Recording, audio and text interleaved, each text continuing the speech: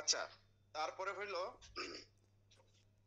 Sir একটু যেটা ডিডিসির হচ্ছিল, মিনিংটা আবার একটু বললে ভালো হয়। বলতেছি আমি আগে কি পয়েন্ট গুলো বলতেছি, আমি জি। সব আপনার যদি আজকে যদি 3 ঘন্টা আমার অনলাইনে থাকতে হয় তারপর আমি থাকবো, যদি আপনারা না থামেন আমি কিন্তু থামবো না, আপনাদেরকে সব বিষয় আত্মস্থ করিয়ে তারপর আমি আজকে অনলাইন ছাড়বো। তো এখন বুঝতে পারছেন যে আমাদের চ্যালেঞ্জটা কি। তো যেটা আপনারা অস্থির হবেন না আপনারা, আমি বলছি যে আগে কি পয়েন্ট গুলো আমি আপনাদের কাছে আলোকপাত করতেছি, আমি এগুলো আপনাদের স্ক্রিনে দিয়ে দিতাম, কিন্তু আমার ল্যাপটপটা এই মুহূর্তে আমার ওই যে না একটু ঝামেলা করতেছে, যে এর কারণে আমি স্ক্রিনে এটা দিতে পারছি না। আর স্ক্রিনে দিলেও কোনো লাভ হইতো না, আপনারা জাস্ট দেখতেন স্ক্রিনে, কিন্তু এটার সম্পর্কে ডিটেলসটা এটা আমাদেরকে একটু আলোচনা ডিসকাসের মধ্যেই রাখতে হবে। তারপরে আমরা কোথায় ছিলাম? ডিডিসি তে ছিলাম না? হ্যাঁ। হ্যাঁ, ডিডিসি তে ছিলাম, যে ডিডিসি কি এটা আপনাদেরকে জানতে হবে।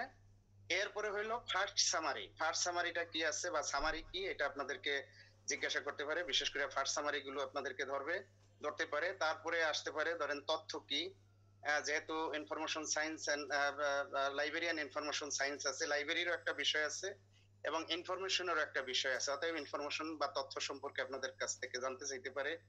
তারপরে একটা অন্যতম একটা প্রশ্ন থাকে এখানে, তথ্যের উৎস কি বা কয়টা, এবং ওই উৎসগুলোর ভিতরে কোন ক্যাটাগরির কোন তথ্যটা, এটাও একটু জানতে আপনাদেরকে চাইতে পারে।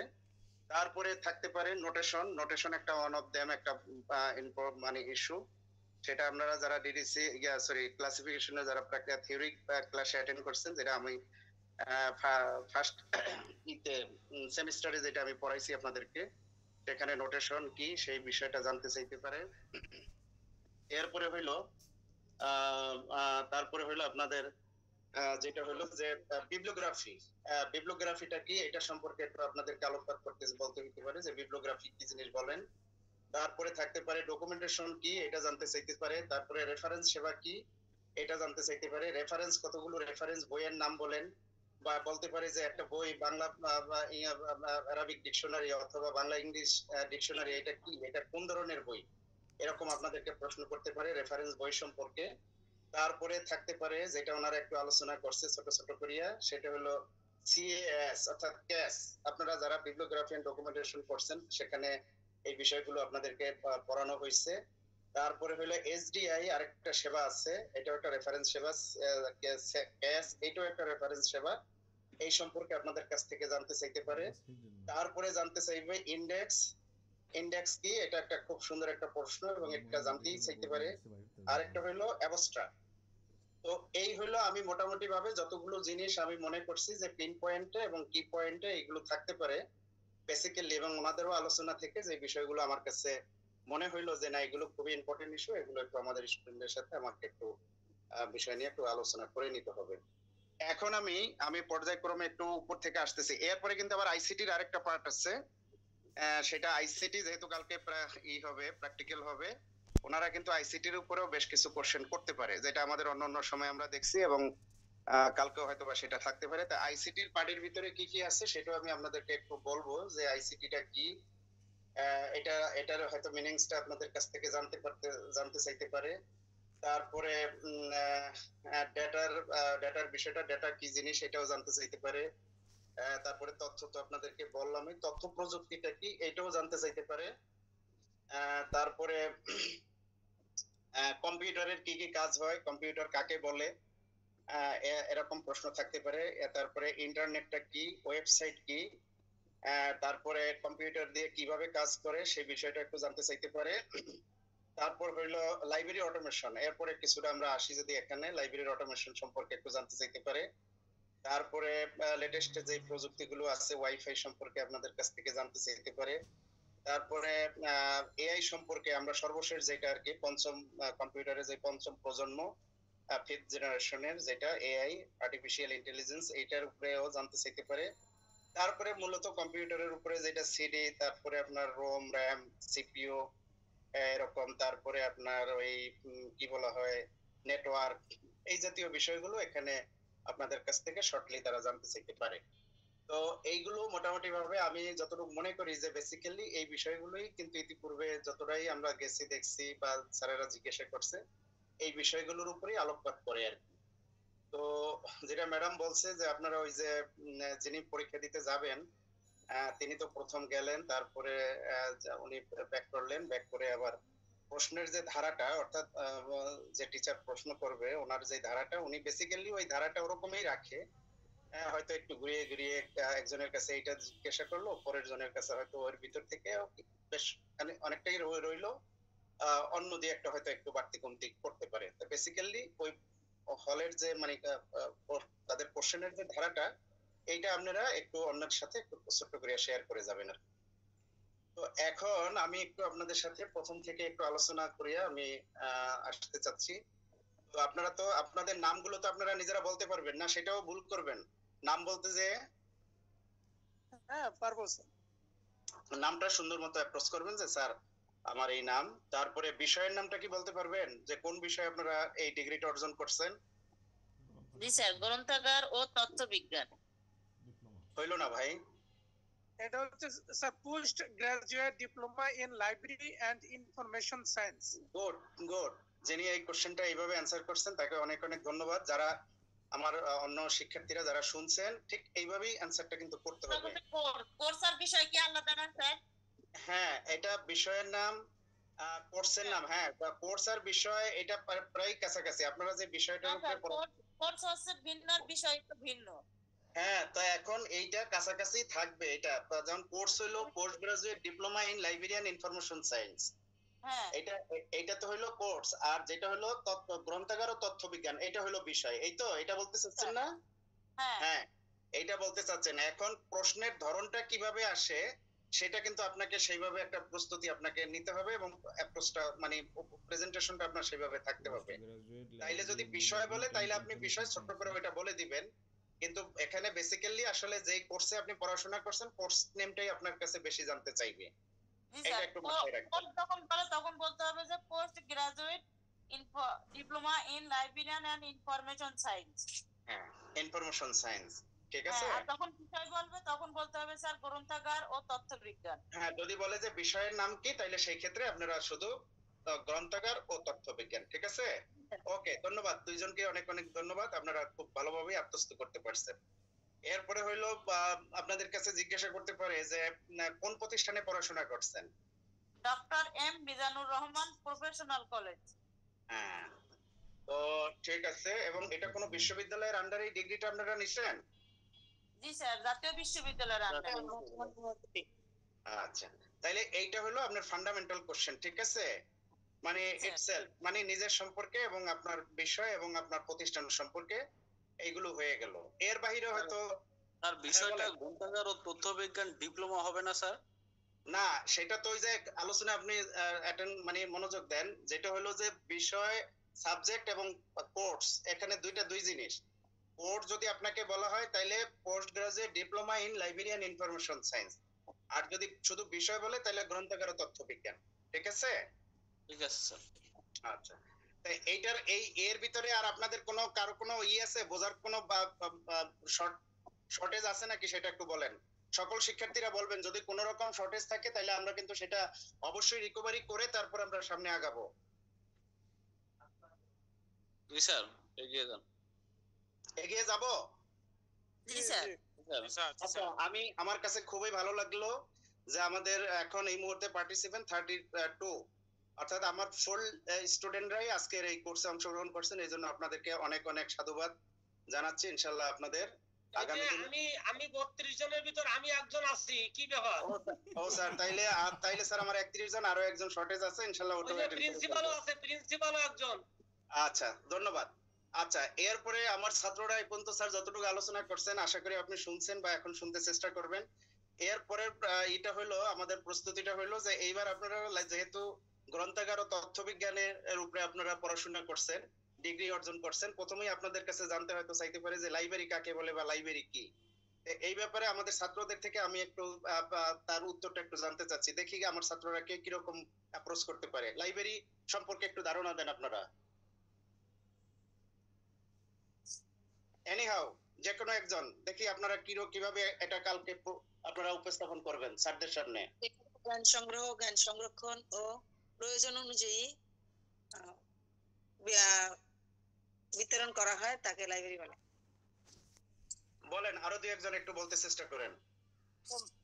যেখানে জ্ঞান সংগ্রহ, সংরক্ষণ ও পাঠকের প্রয়োজন অনুযায়ী বিতরণ করা হয় তাকে গ্রন্থাগার বা লাইব্রেরি বলে। হুম, অনেকটাই কাছাকাছি গেছে, আপনাদের কনসেপ্ট গুলো ভালো ক্লিয়ার আছে আশা করি। তার সাথে আরেকটু যদি সংযোজন দেন যে সেখানে কি করা হয়, মানে পাঠকের চাহিদা অনুযায়ী। হ্যাঁ, পাঠকের চাহিদা দক্ষ জনবল দ্বারা যেটা পরিচালিত হয়। এই যে আপনারা যে আজকে যে ডিগ্রি অর্জন করতেছেন, অবশ্যই আপনাদের দক্ষতা অর্জন করছেন। আপনাদের একজন অদক্ষ লোক দিয়ে কিন্তু লাইব্রেরি পরিচালিত হবে না, ঠিক আছে? না, স্যার। অতএব যেটা দক্ষ জনবল দ্বারা যেটা পরিচালিত, এরকম একটা প্রতিষ্ঠান। আর লাইব্রেরি মূলত একটা প্রতিষ্ঠান, এখানে এই কাজগুলো করা হয়, যেখানে দক্ষ জনবল দ্বারা কি করা হয়, গ্রন্থাগার সামগ্রীগুলো সংগ্রহ করা হয়, সংরক্ষণ করা হয় এবং বিতরণ করা হয়, এবং সেখানে পাঠকও থাকবে। এরকম একটা প্রতিষ্ঠানকেই কিন্তু লাইব্রেরি বলা হয়। ঠিক আছে, বুঝতে পারলাম। তারপরে হলো লাইব্রেরির প্রকারভেদ কি জানা আছে? কত প্রকার লাইব্রেরি আছে? 4 প্রকার। হ্যাঁ, বলেন, প্রকারগুলো একটু বলেন। বিশেষ গ্রন্থাগার, বিশেষ লাইব্রেরি, জাতীয় লাইব্রেরি, স্যার বিশেষ গ্রন্থাগার, জাতীয় গ্রন্থাগার, একাডেমিক গ্রন্থাগার আর গণগ্রন্থাগার। আচ্ছা, এখন একটু বলেন তো যে একাডেমিক গ্রন্থাগার এইটা কি? আমার বাংলাদেশ প্রকৌশল বিশ্ববিদ্যালয়ের যে লাইব্রেরিটা, এটা কোন গ্রন্থাগারের মধ্যে পড়ে? 4 প্রকার যে লাইব্রেরি বললেন, এটা কোন গ্রন্থাগারের মধ্যে পড়বে? স্যার একাডেমিক গ্রন্থাগার বিশ্ববিদ্যালয়। এটা একাডেমিক গ্রন্থাগার। আপনি কেউ যদি কি স্কুল কলেজ মাদ্রাসায় থাকেন কর্মরত, তাইলে আপনাদের গ্রন্থাগারটা কোন লাইব্রেরির ক্যাটাগরিতে যাবে? একাডেমিক গ্রন্থাগার। একাডেমিক গ্রন্থাগার। তারপরে ন্যাশনাল লাইব্রেরি, এই সম্পর্কে কোনো ধারণা আছে? স্যার এটা আগারগাঁও অবস্থিত ন্যাশনাল লাইব্রেরি। এটা ন্যাশনাল লাইব্রেরি, এটা জাতির একটা মুখপত্র। সমস্ত সংগ্রহ সেখানে কি করা হয়, সংরক্ষণ করা হয়, ঠিক আছে? তো এরকম একটা লাইব্রেরি যেটা জাতীয় লাইব্রেরি, এবং সেই লাইব্রেরিটা ঢাকায় আগারগাঁয়ে অবস্থিত, ঠিক আছে? এটা সম্পর্কে একটু জানতে চাইতে পারে। তাহলে যা লাইব্রেরি প্রকারভেদ আপনারা যেটা বললেন সেইভাবেই সেটাকে অ্যাপ্রোচ করবেন, আর নিজের লাইব্রেরি সম্পর্কে এটা কোন ধরনের লাইব্রেরি সেটাও বলতে চেষ্টা করবেন। আচ্ছা, এরপরে হইলো আজকে আমরা যে ক্যাটালগ, আমি আশা করি যেহেতু আমাদের আজকে আমাদের ডক্টর মিজানুর রহমান প্রফেশনাল কলেজের মাননীয় আমাদের সভাপতি উনি অ্যাটেন্ড করছেন, ওনার থেকেও আপনারা স্যার আমাদেরকে এই ব্যাপারে আরো ভালো সুস্পষ্ট ধারণা দিবে। তো আমরা এই আলোচনাটার পরে আমরা স্যারের মতামতগুলো নিব ইনশাআল্লাহ। তো আজকে যে আপনারা ক্যাটালগে অ্যাটেন্ড করলেন, ক্যাটালগ পরীক্ষা দিলেন, প্র্যাকটিক্যাল দিলেন, ক্যাটালগ সম্পর্কে কোনো ধারণা আছে আপনাদের? ক্যাটালগ কি বা ক্যাটালগ কাকে বলে, এরকম কিছু বলতে পারবেন? জি স্যার। হ্যাঁ, বলেন একটু। স্যার ক্যাটালগ হচ্ছে ওই যে ভারতীয় গ্রন্থাগার ডক্টর এস আর রঙ্গনাথনের মতে catalogue is a list of documents in a library. হ্যাঁ, list of documents in a library, ঠিক আছে। এরপরে আরেকটু বলতে হবে না? স্যার আমরা বাংলা যদি বলি, আপনার সুনির্দিষ্ট পরিকল্পনা ও নীতি এবং পূর্ব নির্ধারিত নিয়ম ফলো করে যেখানে আমরা বই তালিকাভুক্ত করে তাকে আমরা ক্যাটালগ বলতে পারি। হ্যাঁ, শুধু বই তালিকাভুক্ত করি আর অন্য কিছু না, লাইব্রেরির সকল ম্যাটেরিয়ালস গুলোকে বর্ণনামূলক বিবরণ দিয়ে যে তৈরি করা হয় সেটাই হলো ক্যাটালগ। বর্ণনামূলক সামগ্রী, হ্যাঁ, হ্যাঁ। বস্তু বা সামগ্রীর মূল্যকে হচ্ছে ক্যাটালগ বলা হয়। হ্যাঁ, গ্রন্থাগার সামগ্রীর পদ্ধতিগত উপায়ে বর্ণনামূলক বিবরণকে ক্যাটালগ বলা হয়, ঠিক আছে? জি স্যার। তাইলে এই পর্যন্ত। এখন ক্যাটালগ কত প্রকার এইটা কি জানা আছে? ক্যাটালগের প্রকারভেদ 2 প্রকার স্যার। 2 প্রকার, কি কি? বাহ্যিক ক্যাটালগ বা দৈহিক আর আর অভ্যন্তরীণ। অভ্যন্তরীণ ক্যাটালগ। রাইট, সুন্দর, চমৎকার। এই জন্যই আমাদের স্যার যেটা বলছে, মিজান স্যার, যে আসলে ভাইভাতে আপনারাই ওনাদেরকে কিছু ভাইভা নিতে পারবেন, এমন এতটাই উপযোগী আপনারা আছেন ইনশাআল্লাহ। আমার খুবই ভালো লাগতেছে আপনাদের এই ধরনের অ্যাপ্রোচের কারণে। মাশাআল্লাহ, আলহামদুলিল্লাহ, ভালো করবেন ইনশাআল্লাহ। এরপরে আসি আমরা কি একটু দ্রুত যাচ্ছি আর কি। এরপরে ক্লাসিফিকেশন সম্পর্কে একটু বলেন তো। ক্লাসিফিকেশন বা শ্রেণীকরণ বলতে কি বোঝায়? স্যার ক্লাসিফিকেশন হচ্ছে যেটা সমজাতীয় জিনিসকে একসাথে করে এবং ভিন্ন জিনিসকে আলাদা আলাদা করে। ফাইন, ওকে, ডান, খুব সুন্দর, চমৎকার। অন্য যারা যেই স্টুডেন্টরা কথা বলছেন না, তারা কিন্তু ভালো করে এটা শুনে রাখবেন। দরকার হলে আমরা আবার এটাকে রিভিউ করব যতবার দরকার হয়। আচ্ছা, এরপরে হইলো ক্যাটালগ করতে গেলে কোন ম্যানুয়ালটা, মানে কোন স্ট্যান্ডার্ডটা অনুসরণ করতে হয়, এটা কি জানেন? যেটা দিয়ে আজকে ক্যাটালগ করলেন 3/5 ইঞ্চির কার্ড করলেন, তারপরে হ্যাঁ ডিডিসি ক্যাটালগ ডিডিসি, ক্যাটালগের যে টুলস, ক্যাটালগ করতে যে টুলস লাগে, যে যে সেটার একটা টুলস এর নাম বলেন, বা যেটার যে স্ট্যান্ডার্ডটা অনুসরণ করে ক্যাটালগ করলেন। ASCR2 ওকে ওকে, ডান ডান ডান, সুন্দর। এর মিনিংসটাও জানা আছে? স্যার বুঝলাম না। Okay, done. আমেরিকান ক্যাটালগের রুল সেকেন্ড এডিশন। ঠিক আছে, এই পর্যন্ত জানলেই হবে, এই পর্যন্ত জানলেই হবে ইনশাআল্লাহ। তারপরে আমরা সামনে আগাই। আচ্ছা, ক্লাসিফিকেশন যেটা বললেন যে সমজাতীয় জিনিসকে একত্রে করা আর বিজাতীয় জিনিসগুলোকে আলাদা করা। ওকে, ডান। আলাদা করা, এটা হলো সহজ কথা। এখন বলেন, এই ক্লাসিফিকেশন করতে গেলেও এটার একটা টুলস আছে অথবা একটা স্ট্যান্ডার্ড আছে, এটার নাম বলেন তো। স্যার প্রশ্নটা এগেন। প্রশ্নটা হলো, হ্যাঁ, ডিডিসি। ক্লাসিফিকেশন করতে গেলে, ক্লাসিফিকেশনে আজকে যে প্র্যাকটিক্যাল আপনারা পরীক্ষা দিলেন, সেকেন্ড আওয়ারে যে পরীক্ষাটা দিলেন 3 ঘন্টা, পুরোটাই আপনাদের সামনে যে শিডিউলটা ছিল সেটার নাম কি? ডিডিসি। ডিডিসি ডিডিসি হলো যে ক্লাসিফিকেশনের যে নাম্বার বিল্ডিং করার জন্য বা নাম্বার অ্যানালাইসিস করার জন্য যে স্ট্যান্ডার্ড, সেটার নাম হলো ডিডিসি। ডিডিসির ফুল মিনিংটা কি জানা আছে? জি স্যার, Decimal ডেসিমাল ক্লাসিফিকেশন। এটা এটা এটা এটা এটা কত খণ্ডে আছে, কতটা ভলিউম আছে এর জন্য? চারটা ভলিউম 4টা কি বলতে পারবেন? জি স্যার। হ্যাঁ, বলেন। ভলিউম হচ্ছে manual manual and 6 table, table 2 schedule, table 3 schedule, আর টেবিল 4 হচ্ছে রিলেটিভ ইনডেক্স। রিলেটিভ ইনডেক্স, এটা আরেকটু ভালো করে বলতে হবে যে ভলিউম 1টা হলো আপনার স্ট্যান্ডার্ড, প্রথমটা হলো আপনার টেবিল অফ কন্টেন্ট, মানে টেবিল প্রথম ভলিউমটা হলো টেবিল, মানে যেটা হলো টেবিল অফ কন্টেন্ট আর কি, যেটা টেবিল। এটার ভিতরে 6টা টেবিল আছে, ঠিক না? 6টা টেবিলের অতটা বিশদে দরকার নাই। তারপরে যদি বলতে পারেন যে ওই যে স্ট্যান্ডার্ড সাবডিভিশন, তারপরে এরিয়াস, তারপরে SIL, standard subdivision of individual literature, standard subdivision individual language, তারপরে হলো ন্যাশনাল ইথনিক ন্যাশনাল গ্রুপ, তারপর হলো আপনার কি ল্যাঙ্গুয়েজ, ঠিক আছে? পার্সেন্টটা সম্ভবত নাই, 6টা এখানে টেবিল আছে। তো যাই হোক, 6টা টেবিল এই পর্যন্ত হয়তো জানতে পারে, আর এরপরে আর বিশদ আর হয়তো অতটা ডিটেইলস আর যাবে না। তো এইটা হলো টেবিল 1 এর ভলিউম 1 এর ভিতরে। তারপরে কি আছে? তারপরে হলো শিডিউল। একটা হলো টেবিল, তারপরে হলো দ্বিতীয়টা হলো শিডিউল। শিডিউলের ভিতরে আবার 2টা ভাগ আছে। একটা হলো আপনার 00 থেকে 500 পর্যন্ত ভলিউম 2, তারপরে হলো 600 থেকে 900 পর্যন্ত হলো ভলিউম 3, তারপরে হলো ভলিউম 4 হলো আপনার রিলেটিভ ইনডেক্স, ঠিক আছে? শুধু ইনডেক্স বললে হবে না, ওটা রিলেটিভ ইনডেক্স। রিলেটিভ ইনডেক্স, হ্যাঁ। এখন বলেন, এই যে যেটা আমরা বলতেছিলাম ফার্স্ট সামারি, ডিডিসির সামারি গুলো কি অথবা ফার্স্ট সামারিটা কি, এই এরকম একটা প্রশ্ন করলে কি উত্তর দিতে পারবেন বলেন? First summary, second summary, third summary. হ্যাঁ, ফার্স্ট সামারিটা কি বলতে পারবেন? ফার্স্ট সামারিটা নরমালি 100 করে বাড়ে, যখন আমরা কাজ করব তখন 100 করে বাড়ে। সেকেন্ড সামারিটা 10 করে বাড়ে, আর থার্ড সামারিটা 1 করে বাড়ে। 1 2 3। এইটা প্রশ্নটা এরকম ছিল না, আপনাদেরকে বলা হয়েছে ডিডিসির ফার্স্ট সামারি কি, শুধু এইটুকুর উত্তর দেন। তার ওই যে 000 থেকে আপনার ওই যে 599, সরি 10 মেন ক্লাস, প্রধান শ্রেণী, 10 মেন ক্লাস, 10 মেন ক্লাস, হ্যাঁ 10 মেন ক্লাস মানে প্রধান শ্রেণী, যেটা 10টা ভাগে জ্ঞান রাজ্যকে 10টা ভাগে ভাগ করছে। প্রথমত জ্ঞান রাজ্যকে 10টা সমস্ত জ্ঞানকে 10টা ভাগে ভাগ করছে। এই যে 10টা ভাগ, সেটাই হলো ডিডিসির ফার্স্ট সামারি। এখন ফার্স্ট সামারি গুলো কি একটু বলতে পারবেন? কারো কাছে জানা আছে ফার্স্ট সামারি গুলো কি কি? স্থানকাল, নো, এইটা উত্তরটা এইভাবে দিলে হবে না, তাইলে কিন্তু আপনারা আউট অফ পাইবা। এইটা কিন্তু চট করে আপনাদেরকে বলতে হবে। এটা একটা খুব ফান্ডামেন্টাল একটা কোশ্চেন। ডিডিসি ফার্স্ট সামারি এবং যে 10 মেন ক্লাস যেটা বলছেন, এই 10 মেন ক্লাস গুলো একটু বলতে হবে। এটা একটু বলেন, যে কোনো একজন এনিমো বলেন।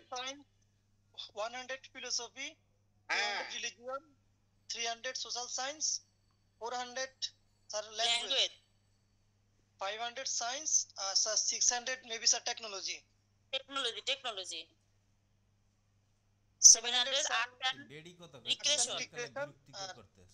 800 স্যার লিটারেচার বা সাহিত্য, জি। আর 900 স্যার জিওগ্রাফি। হ্যাঁ, জিওগ্রাফি এন্ড হিস্টোরি। তাইলে ফার্স্ট সামারি সম্পর্কে একটা ধারণা হয়েছে আপনাদের, এবং যারা বলতেছেন না শুনতেছেন তারা ভালো করে এখন বুঝে নেবেন। আবার বাকি সময়টা এখন থেকে আমাদের এই আলোচনার পরে আবার যে সময়টা থাকবে সেই সময়টা আবার একটু নিজেদের আবার একটু মেন্টাল প্রিপারেশনটা সেভাবে বিল্ড আপ করে নেবেন।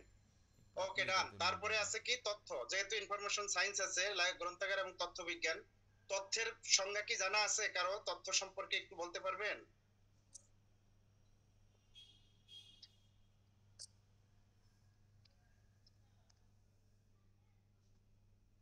হ্যালো, স্যার শুনতে পাচ্ছি স্যার। বলেন, তথ্যের কোনো ধারণা আছে আপনাদের কাছে?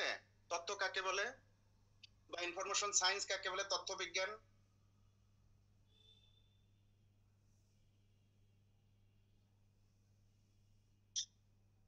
আচ্ছা, এটা একটু আমি বলে দিচ্ছি, আপনারা একটু শুনে রাখেন। তথ্য হলো কোনো একটি বিষয় সম্পর্কে সংগৃহীত তথ্য বা উপাত্ত বা জ্ঞানের সমষ্টিগত রূপ।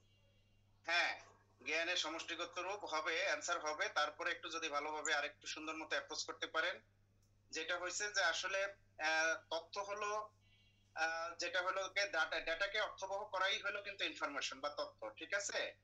অর্থাৎ তথ্যের যেটা একক মানে ক্ষুদ্রতম একক সেটাকে বলা হয় কিন্তু ডেটা।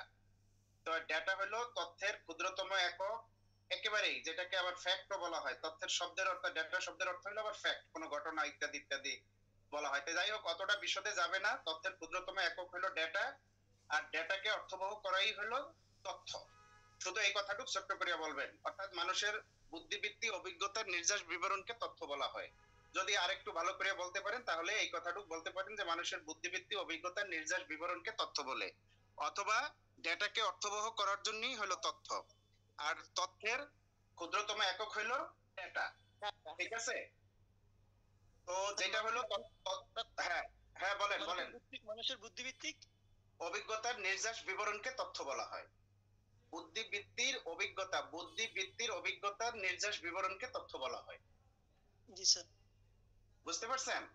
তো এইভাবে যদি নাও বলতে পারেন, অন্তত যেটা বলবেন যে স্যার ডেটাকে অর্থবহ করার জন্যই হলো তথ্য, ওটাকে অর্থবহ করতে হবে। অবশ্যই ডেটার কিন্তু তেমন কোনো অর্থ থাকে না, ডেটা একটা ক্ষুদ্রতম একক, এরকম অনেকগুলো ডেটা নিয়ে একটা তথ্য হবে, এবং একটা ডেটাকে অর্থবহ করার জন্য আরেকটা ডেটার প্রয়োজন, সেটাকে আবার মেটা ডেটা বলা হয়। তো ওইটার আর দরকার হবে না, আপনারা ইনফরমেশন এবং ডেটা এর ভিতরেই থাকেন আর কি। তো এটাকে আরেকটু যদি ছোট্ট করে বলা হয়, তথ্যের এটাকে ভাঙাইলে হয় উপাত্ত প্লাস প্রেক্ষিত প্লাস অর্থ, এই তিনটা মিলিয়ে হলো তথ্য। তো যাই হোক, আমরা এই এতটা ডিটেলসে যাব না, আর এতটা ডিটেলস হয়তো ওনারা বলবেও না, ওনারা জাস্ট ডেটা বা ইনফরমেশন এই সম্পর্কেই হয়তো বা আপনাদের কাছ থেকে জানতে চাইতে পারে। আচ্ছা, এরপরে আমরা চলে যাই। তাইলে এরপরে হলো, আচ্ছা তথ্য কি আমরা গেলাম, এরপরে হলো তথ্যের উৎস। কয়টা উৎস আছে এটা কি জানেন?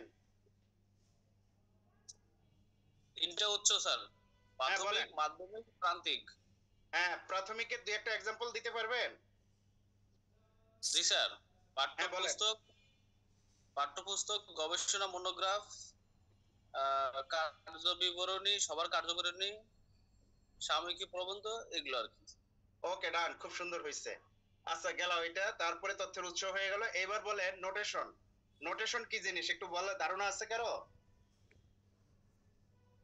স্যার আক্ষরিক ভাষার পরিবর্তে যখন আমরা কোনো সাইন বা চিহ্ন দিয়ে কোনো কিছু বুঝাবো তখন তাকে নোটেশন বলে। ফাইন ফাইন ফাইন, একেবারে চমৎকার চমৎকার অ্যানসার হইছে। নোটেশনের এইটা হলো মূলত নোটেশন। নোটেশন কত প্রকার এটা জানা আছে? এটা দুই প্রকার স্যার। হ্যাঁ, কি কি? মিশ্র ও অবিমিশ্র। নোটেশন আর অবিমিশ্র নোটেশন। ওকে, ডান, ওকে, ডান, সুন্দর। এটার অ্যানসার আপনারা ভালোই পারবেন আশা করি, কোনোভাবেই অসুবিধা হবে না। এরপরে আমরা হ্যাঁ, এটা আপনি ক্লাসে বলছিলেন স্যার নোটেশনের ব্যাপারটা। এটা যে এতদিন পরেও এরকমই উপস্থাপন করছেন, ধন্যবাদ এই জন্য।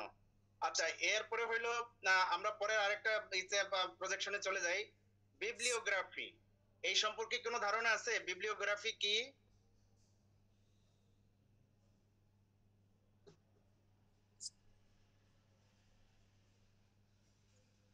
বলেন। একজনে তো ক্যাটালগের ভিতরে বিবলিওগ্রাফির সংজ্ঞা বলে ফেলছিলেন, এবার ওই সংজ্ঞাটাই নিয়ে আসেন বিবলিওগ্রাফির ভিতরে।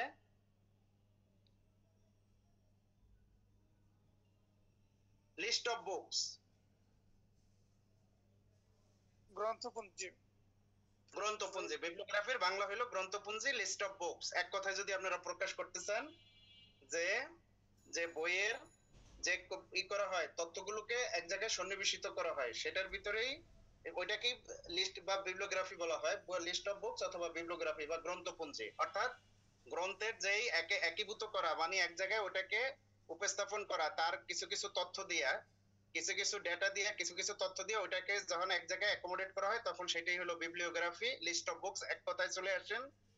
তাহলে এই বিবলিওগ্রাফিটা আপনারা বলবেন যে লিস্ট অফ বুকস মানে বইয়ের যে তালিকা হয়, এবং এই তালিকাটা করতে তেমন কোনো নিয়মের প্রয়োজন হয় না, কিন্তু ক্যাটালগ করতে অবশ্যই নিয়মের প্রয়োজন হয়। ক্যাটালগ একটা বিধিবদ্ধ নিয়ম অনুসরণ করে বর্ণনামূলক বিবরণ দিয়ে ক্যাটালগ তৈরি করতে হয়।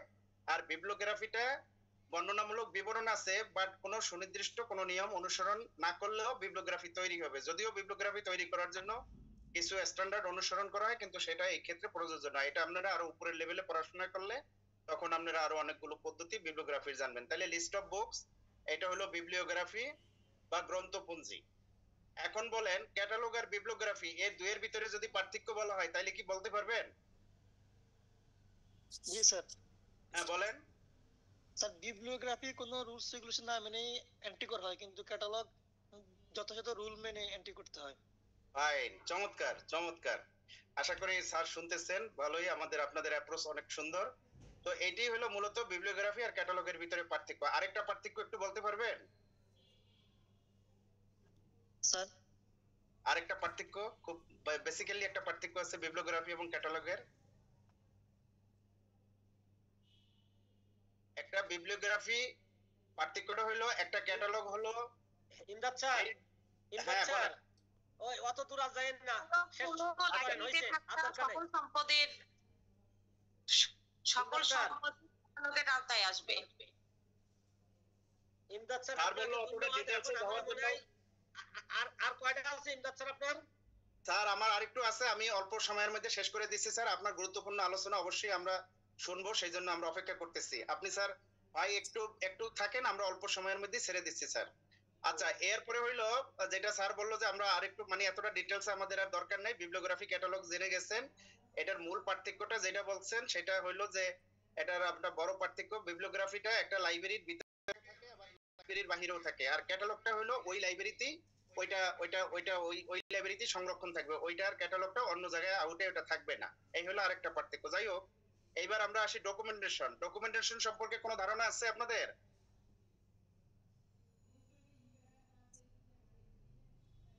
স্টুডেন্ট দ্রুত রেসপন্স করেন। ডকুমেন্টেশন সম্পর্কে কোনো ধারণা আছে? ডকুমেন্টেশন কি?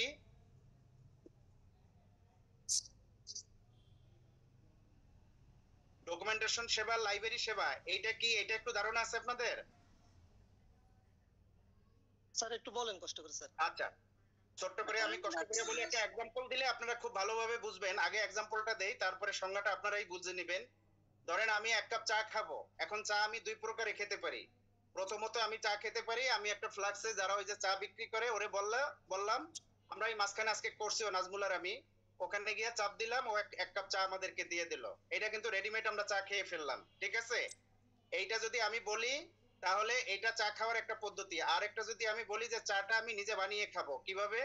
যে চায়ের ভিতরে একটা চা দিতে হবে, চিনি দিতে হবে, পানি দিতে হবে এবং অন্যান্য উপাদান দিয়ে আমাকে তৈরি করে খেতে হবে। তাহলে সেইটা যদি আমি খাই তাহলে ওইটাও কিন্তু আমার চা খাওয়া হবে। তো চা দুই প্রকারে খাইলাম, একটা হলো আমি রেডিমেড চা খেয়ে ফেললাম, চাপ দিল আমি চা খেয়ে ফেললাম। আর একটা হলো চাটাকে আমি বানিয়ে খেলাম, বিভিন্ন উপাদান দিয়ে আমি চাটাকে বানিয়ে খেলাম। তাহলে চা কিন্তু দুই প্রকার খাওয়া হইলো, একটা রেডিমেড আর একটা হলো বানিয়ে খাওয়া। তাইলে রেডিমেড যে খাওয়াটা খাইলাম এটা হলো আমার লাইব্রেরি সেবাটা, অর্থাৎ লাইব্রেরির চিরাচরিত যেটা আমার লাইব্রেরিতে যেই তথ্যগুলো সংগ্রহ করা থাকবে, সংরক্ষণ করা থাকবে, সেইটার থেকে আমি যেই সেবাটা পাইলাম এটা আমার লাইব্রেরি সেবা, ওই চাপ দিয়ে চা খাওয়ার মতো। আর যেটা আমি চা বানিয়ে খেলাম, অর্থাৎ আমি বিভিন্ন উপকরণ দিয়ে আমি চাটাকে বানিয়ে খেলাম, এটা হলো আমার ডকুমেন্টেশন সেবা। অর্থাৎ লাইব্রেরি থেকে আমার বিভিন্ন জায়গা থেকে তথ্য পাঠকের চাহিদা অনুযায়ী আমি যে সেবাটা প্রদান করলাম সেটা হলো ডকুমেন্টেশন সেবা, চাহিদার পরিপ্রেক্ষিতে। আর ওই যে চাপ দিয়ে চা খাওয়া এটা হলো লাইব্রেরি থেকে যে সেবাটা আমি গতানুগতিক ভাবে আছে এবং আমি আপনাকে দিয়ে দিলাম, এটা হলো লাইব্রেরি সেবা। ক্লিয়ার হয়েছে নাকি আপনাদের? জি স্যার। জি স্যার, ক্লিয়ার। ক্লিয়ার? অতএব আমি এক্সাম্পলটা এই জন্যই আগে দিচ্ছি যে লাইব্রেরি সেবা কি আর ডকুমেন্টেশন সেবা কি, বা লাইব্রেরি কি আর ডকুমেন্টেশনটা কি। এইবার আমরা আসি রেফারেন্স সেবা। এইটা কি একটু বলতে পারবেন রেফারেন্স সেবা কি?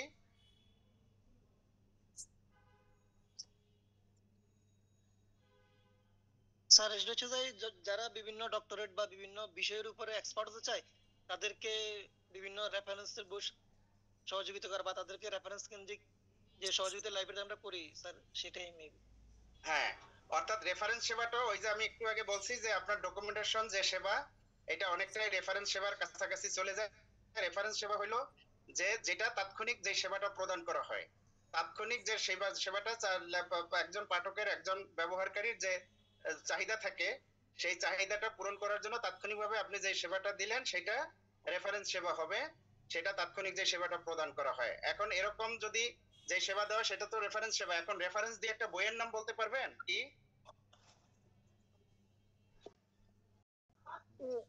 ডিকশনারি। স্যার আমরা সিআরস লিস্ট অফ সাবজেক্ট হেডিং তো বলতে পারি স্যার রেফারেন্স বই হিসেবে।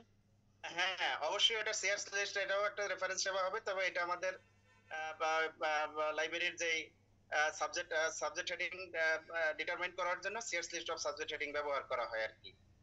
তো এটা কিন্তু আবার ওই যে আপনি আরেক কথার মধ্যে চলে গেলেন, এটা হইতে পারে যে সাবজেক্ট হেডিং নির্ণয় করার জন্য কোন স্ট্যান্ডার্ডটা অনুসরণ করা হয়, কোন টুলসটা, সেটা সিআরস লিস্ট অফ সাবজেক্ট হেডিং এটাও বলে দিবেন। এটা আগের আলোচনার ভিতরে ছিল। যাই হোক, রেফারেন্স বই যেটা বললেন যে এটা একটা ডিকশনারি, হ্যাঁ অবশ্যই একটা ডিকশনারি বা বিবলিওগ্রাফি, এইটাও একটা রেফারেন্স বই। এইভাবে দুই একটা বইয়ের নাম ওখানে আপনারা বলে দিলেন, রেফারেন্স বইয়ের দুই একটা এক্সাম্পল। আচ্ছা, এইবার একটু মূল আলোচনায়, একটা বেসিক আলোচনায় আসি, সেটা হলো ক্যাশ, সিএস, ক্যাশ। এইটার সম্পর্কে কোনো ধারণা আছে আপনাদের? ওটা চলতি রেফারেন্স সেবা। চলতি রেফারেন্স সেবা, হ্যাঁ চলতি রেফারেন্স সেবা। আর এটার সাথে আরেকটা প্রশ্ন খুবই সম্পর্কযুক্ত, সেটা হলো এসডিআই। এসডিআই দীর্ঘমেয়াদী। না, এসডিআই হলো সিলেক্টিভ ডিসেমিনেশন অফ ইনফরমেশন। অর্থাৎ ওইটা, ওই যে আমি আপনাদেরকে যেটা বলছিলাম যে ডকুমেন্টেশন এবং লাইব্রেরি সেবা, এটা অনেকটা এরকম যে এটাও ওইটার কাছাকাছি অ্যান্সার আছে। সিএস, ক্যাশ মানে কারেন্ট অ্যাওয়ারনেস সার্ভিস, যেটা হলো আপনার কাছে একটা দ্রুত একটা, আপনার কাছে একটা জার্নাল চলে আসলো। এখন একটা জার্নালটাকে আপনি আপনার করলেন, পাঠক ইউজারদেরকে আপনি জানান দিয়ে দিবেন, তখন ওর টেবিল অফ কন্টেন্টস অথবা কভার পেজটাকে আপনি কি করলেন, ওটাকে একটা ফটোকপি করে ওইটা আপনি যে করলেন আপনার পাঠকের উদ্দেশ্যে, যে আপনি ওটাকে কোনো এক জায়গায় নোটিশ বোর্ডে টানিয়ে দিলেন, এটা আপনার একটা ক্যাশ সেবা আপনি দিয়ে দিলেন। কিন্তু কারেন্ট অ্যাওয়ারনেস সার্ভিস, যে কারেন্ট কি আসছে আপনার চলতি সচেতনতা সেবা বলা হয় এটাকে, আপনি এটা তাদেরকে জানান দিয়ে দিলেন, তারা এই সেবাটা আপনার ওখান থেকে পেয়ে গেল যে আপনার কাছে এই জিনিসগুলো আসছে। আর এসডিআইটা হলো যে আপনার সিলেক্টিভ ডিসেমিনেশন অফ ইনফরমেশন, এটা ওই সেই চা বানিয়ে খাওয়ার মতো। অর্থাৎ আপনার পাঠকের যে চাহিদা থাকবে, সেই চাহিদা মোতাবেক আপনার ডকুমেন্টস গুলো আছে, আপনি ডকুমেন্টস গুলো চাহিদার অনুসারে যে আপনি তৈরি করে তাকে দিলেন, তার চাহিদাটাকে ফুলফিল করলেন, সেটা হলো সিলেক্টিভ ডিসেমিনেশন অফ ইনফরমেশন, অর্থাৎ নির্বাচিত তথ্য সেবা। একটা হলো চলতি তথ্য সেবা, আরেকটা হলো নির্বাচিত তথ্য সেবা। তো আপনি নির্বাচন করে তার চাহিদা অনুসারে তাকে আপনি সেটা সরবরাহ করলেন। ওকে, ডান। তারপরে আপনার চলে যাই, আর দুইটা কোশ্চেন আমার এখানে আছে। একটা হলো ইন্ডেক্স আর অ্যাবস্ট্রাক্ট। এই সম্পর্কে কোনো ধারণা আছে আপনাদের?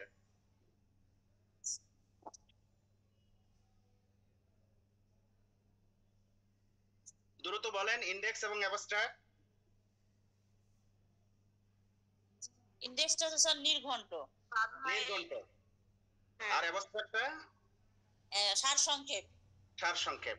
কি কাজে ব্যবহার হয় ইন্ডেক্স এবং অ্যাবস্ট্রাক্ট? কোন কাজে ব্যবহার হয় এবং কোথায় থাকে? একটা বইয়ের কোথায় থাকতে পারে অ্যাবস্ট্রাক্ট এবং ইন্ডেক্স? ইন্ডেক্স থাকলে বইয়ের শেষে বইয়ের সম্পূর্ণ তথ্য দেয়, বা যে কোনো বিষয়, পত্রিকা, যে কোনো কিছুরই পত্রিকা যেমন উপরে থাকে, ওটার পুরোটা ডিটেইলস জানার জন্য। হ্যাঁ, ইন্ডেক্স, মানে ইন্ডেক্স, হ্যাঁ হ্যাঁ, ইন্ডেক্সটা ওইভাবেই যে বইয়ের লাস্টে যেটা থাকে। হ্যাঁ তথ্য আছে, বাকি কি জিনিস। হ্যাঁ হ্যাঁ হ্যাঁ হ্যাঁ। তো ইন্ডেক্স হলো তথ্য এবং ব্যবহারকারী দুইয়ের ভিতরে যে একটা যোগসূত্র তৈরি করে, সেটাই হলো ইন্ডেক্স। অর্থাৎ ওই বইয়ের ভিতরে কোন জায়গায় আপনার যে মানে কিওয়ার্ড গুলো আছে, যে কিওয়ার্ড গুলো অ্যালফাবেটিক্যালি অ্যারেঞ্জ করা বইয়ের লাস্টে থাকে, টারশিয়ারি লেভেলে থাকে, সেই লেভেল থেকে ইন্ডেক্সটা দিয়ে আপনি দ্রুত তথ্যের কাছে চলে যেতে পারেন। এই জন্য এটাকে বলা হয় তথ্য এবং ব্যবহারকারীর মধ্যে একটা যোগসূত্র তৈরি করে কে ইন্ডেক্স। আর অ্যাবস্ট্রাক্টটা হলো যার আপনি সার সংক্ষেপ, আপনি কোনো একটা থিসিস করলেন, কোনো একটা আর্টিকেল তৈরি করলেন, সেই আর্টিকেল বা থিসিস এটা গভীর বিশ্লেষণ থাকে ওর ভিতরে। ওই গভীর বিশ্লেষণের তথ্যগুলোকে আপনি অল্প কথার ভিতরে আপনার ইউজার যাতে, আপনার ব্যবহারকারী অথবা পাঠক যারা এটা থাকবে তারা যাতে বুঝতে পারে যে এর ভিতরে এই এত বিশ্লেষণের ভিতরে মূল কথাটা কি আছে, এইটা বোঝার জন্য যে এইটা যে প্রেজেন্টেশনটা থাকে, যে উপস্থাপনটা থাকে, সেটাকে অ্যাবস্ট্রাক্ট বলা হয়, অর্থাৎ সারসংক্ষেপ বা সামারি। তাহলে এই পর্যন্তই আমাদের মোটামুটি ভাবে আজকের যেগুলো আমি কি পয়েন্ট আগে আলোচনা করলাম, আর এই পর্যন্ত আপনাদেরকে আমরা মোটামুটি ভাবে ই করে গেলাম। পরে আমি আবার আশা করবো আইসিটির উপরে আমি আরেকটু আবার যাবো আপনাদের কাছে। এই মুহূর্তে আমরা ডক্টর এম মিজানুর রহমান স্যারের কাছে যাচ্ছি। স্যার আমাদের উদ্দেশ্য কিছু বলো, তারপরে আমরা দেখি আপনাদের যদি ধৈর্য চুক্তি না হয় তাহলে আমরা আবার আইসিটির উপরে একটু আলোচনা করে আপনাদেরকে আজকের জন্য বিদায় দিব। Sir, Mizan sir please. ধন্যবাদ ইমদাদ স্যার, আজকে সারাদিন আপনাদের সাথে লাগিয়ে রয়েছে। অনেক লাঞ্ছনা বঞ্চনা কথা, ডাইরেক্টলি ইনডাইরেক্টলি এসব কথা শুনিয়েও, যেহেতু আমাদের পাথরের তলে হাত, এখন তারপরেও এখন সব মিলে একটু আমরা একটু মাথাটা ফ্রেশ করি। পরীক্ষা কেমন হয়েছে আনিস? আলহামদুলিল্লাহ স্যার। ভালো স্যার, ভালো। আর ধন্যবাদ দেব আপনাকে স্যার পরিশ্রম করার জন্য। আর কি খলিল সাহেব, পরীক্ষা কেমন হয়েছে?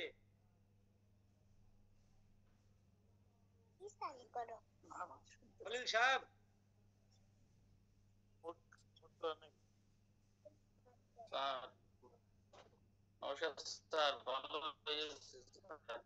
ভালো হয়েছে। আমাদের পুতুল রানী কট খাইলো কিভাবে সকালবেলায়, বিকেলে প্রথমেই? কি কর স্যার? কোনটা স্যার? একেবারে সামনে দিছিল তো, ওই জন্য সমস্যা হয়েছিল। একেবারে সামনে স্যার, ভালো যারা সব পিছনে বসে।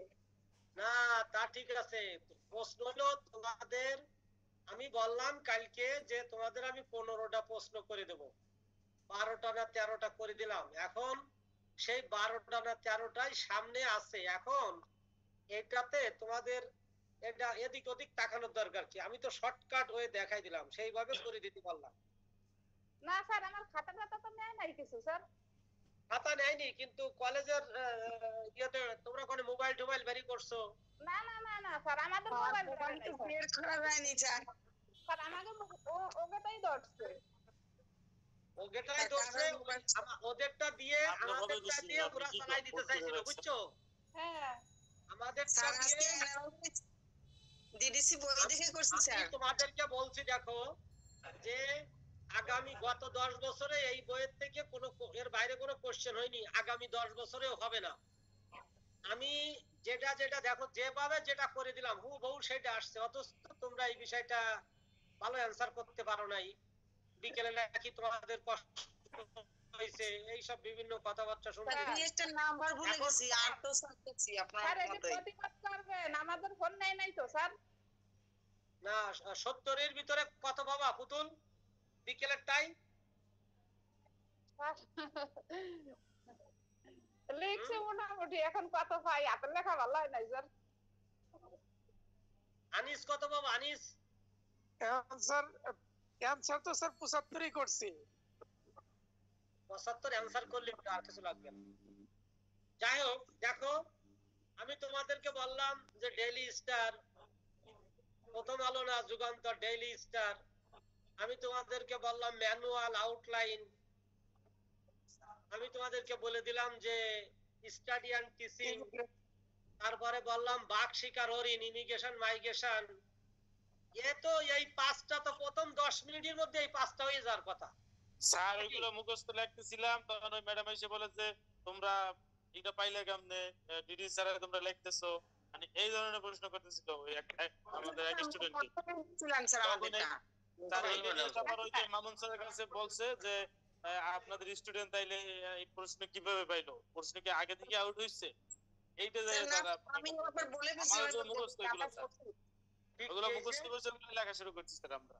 প্রিন্সিপাল ম্যাডাম স্যার তোমরা মুখস্থ লিখবা কেন? তোমরা বই বাইরে করে এমন একটা অভিনয় করবা যে তোমরা এটার এক্সপার্ট। বই বাইরে আইছে স্যার, সবাই ওই সামনে স্যার মেছিলাম বই স্যার, খোলা এখানে দুই একজন তো একটু ই হইছে, দুই একজন, আর আমরা তো বই মেলে রাখছি সামনে তার স্যার। মাঝে মাঝে নিয়ে এসে একজনের পাশে একটু দাঁড়াতো আর ওইরকম উনি কমান্ড করে পরে বলছে কয়েকটা, কিন্তু আমরা তো উনি দেখতেছি, আমরা লিখতেছি, আবার বই পাশে খোলা এরকম। স্যার বই তো ছিল, প্রত্যেকেরই টেবিলে বই ছিল, তারপরে ম্যাডাম ডিস্টার্ব করছে স্যার। না কারণ চলে গেছে মোবাইলের আলো দিয়ে লেখছে, একটু অন্যরকম মোবাইল থেকে লেখতেছে। ম্যাডাম তো ইন্টেনশনালি ডিস্টার্ব করতেছে। এই ম্যাডাম, উনাকে আমি এত ভালো জানতাম, কিন্তু উনি তো ইন্টেনশনালি ডিস্টার্ব করতেছে। ইন্টেনশনালি ওই জায়গায় পড়ায়, উনি নীলক্ষেতে পড়ায়, উনি নীলক্ষেতে কি পড়ায় তা কি ছাত্র জানে না। উনি পড়ায়, উনি যায় ওইখানে পড়ায়, ছাত্র ছাত্রীরা ক্লাসে আসে না। ওখানে ওদের ছাত্ররা কিছু জানে নাকি এটা? এইগুলো কইতে নাই। এটা বই তো স্যার ওই ম্যাডাম দেখুন তো রাগ করে কিসের ক্লাস করবে ম্যাডামের বাবা। হ্যাঁ স্যার কারেন্ট চলে গেছে, মামুন মোস্তফা স্যার আমাদের বললে যে আপনারা মোবাইলের আলো দেখে লেখেন, তো উনি আসি তো স্যার মোবাইলটা কেড়ে নিল সবার কাছ থেকে। ম্যাডামের আমাদের ক্লাস কলেজের উপর রাগ আছে স্যার। না স্যার, আমাদেরকে তাও ভালো সুযোগ দিয়েছে স্যার।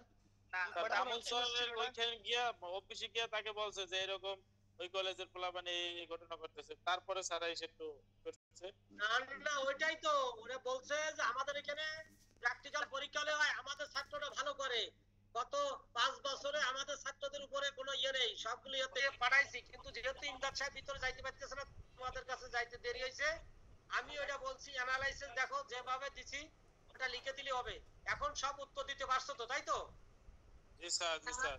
আর একেবারে লিস্টে আমরা লিখতেছি ক্যাটালগ কেমন হয়েছিল? ক্যাটালগ সব লিখছি স্যার। আলহামদুলিল্লাহ ভালো হয়েছে স্যার। অ্যাটেন্ডেন্টি সব করছিল? অ্যাটেন্ডেন্টি জি স্যার। আচ্ছা ওকে। এইবার তাহলে কালকে এখন ক্লাস শেষ, আলোচনা নেই। কালকে কি পরীক্ষা হবে তো জানো? কালকে পরীক্ষা হবে, আজকে যে ক্যাটালগ প্রশ্নটা তোমাকে দেছে, তুমি যে লিখছো ওই প্রশ্নটা তুমি ওই তোমার খাতা বাড়ি করবে। ইমদাদ ছাত্র পড়াইলো, আমি একটু উল্টো দিকে পড়াই, তোমাকে আটকাবে কিভাবে শুনে নাও। কালকে তোমাকে ওই প্রশ্নটা ক্লাসিফিকেশনের প্রশ্নটা ওনাদের কাছে থাকবে, আর তোমার খাতাটা সামনে নেবে। ভাইবাতে যাই বলবো, বলো তো তুমি এই নাম্বারটা কিভাবে করলা? মাথার মধ্যে গেছে? এখন মাথার মধ্যে গেছে আমি কি বলতে চাইছি? বোঝা গেছে? জি স্যার গেছে। নজরুলের জীবনী তুমি কিভাবে এটা করলা?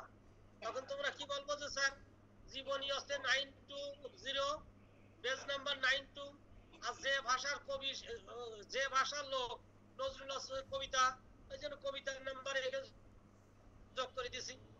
বাইবেলের নাম্বার এটা, অনুবাদের নাম্বার এটা, যে ভাষায় অনুবাদ বাইবেল সেই ভাষাটা লিখে দিছি। রিসার্চ মানে আছে পড়াশোনা, 920 হবে জীবনে, কিন্তু 928 লিখছে স্যার অনেকে। 928 লিখলেও হবে, 928 লিখলেও হবে, দেখে লিখেছে বই থেকে, সেই জন্য 928 আছে। লিটারেচারের বায়োগ্রাফি যদি বলে তাহলে, আর তারপরে লিখতে হবে টেবিল 2, তারপর টেবিল 3 থেকে লিখতে হবে 9144, আর টেবিল এর থেকে টেবিল 4 এর থেকে লিখতে 6 এর থেকে 9144, আর হচ্ছে 9 হচ্ছে টেবিল 3 থেকে লিখতে হবে 1। কিন্তু ওইভাবে কেন? আমি তো শর্টকাট পদ্ধতিতে করে দিছি, ওইভাবে লিখলে উত্তর হবে, এইভাবে লিখলে উত্তর হবে। কিছু জিনিসের মুখস্থ ভুলে গেছি, পরে ওইরকম করে নিজেরা এখন মাথা যা গেছে গেছে, আগামী কালকের কথা বলতেছি। তারপরে বলবে যে অ্যানালাইসিস কিভাবে লিখলাম, তো স্যার বই নিয়ে আসেন অ্যানালাইসিস করে দিই। আচ্ছা স্যার, ওইটা সব ভাবে বলবা। আজকে যেরকম ফটাফট উত্তর দিছো, ওই ইমদাদ স্যার জিজ্ঞেস করলো যে এখন শর্ট করে উত্তর দিছো, কালকে এরকম শর্ট করে উত্তর দিও। বলবো স্যার বই নিয়ে আসেন, এটা লিখে দিই, অ্যানালাইসিস করে দিই। স্যার ডিডিসির সাইটটা বই থেকে আমরা হচ্ছে অ্যানালাইসিস করব। হ্যাঁ তোমরা এটা ইয়ে থেকে, তারপরে কালকে ওই ক্লাসিফিকেশনের এটা ইয়ে বাড়ি করবে। প্রথম প্রশ্নটা কি ছিল? Bibliography, subject bibliography. তো স্যার বিবলিওগ্রাফি আছে, সাবজেক্ট বিবলিওগ্রাফি, তারপর বাংলা নাটকের নাম্বার বসাই দিয়েছে, হয়ে গেল। রিসার্চ স্যার কি? আমি প্রথমে স্যার বেরি করছি কি রিসার্চ পড়ছিল জন্য পরীক্ষায় 2 নম্বরে কি রিসার্চ ছিল? রিসার্চ স্যার নাম্বার 072, আর বেঙ্গলি হ্যাঁ রিলিজিয়ন। হ্যাঁ, রিলিজিয়নের নাম 200 200 পরে আমরা ওইটা বসাই দিছি, কিন্তু রিলিজিয়নের ক্ষেত্রে শূন্য একটা বেশি হবে স্ট্যান্ডার্ড সাব ডিভিশনের ক্ষেত্রে। আচ্ছা, তারপরে কি ছিল?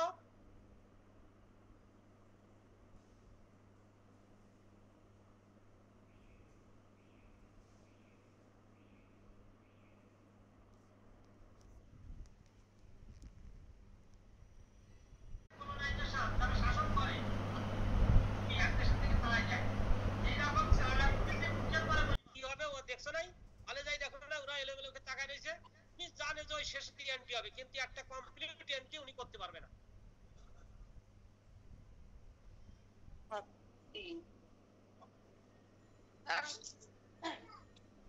তুমি দেখে বলো, তুমি দেখে বলো, দেখে বলো।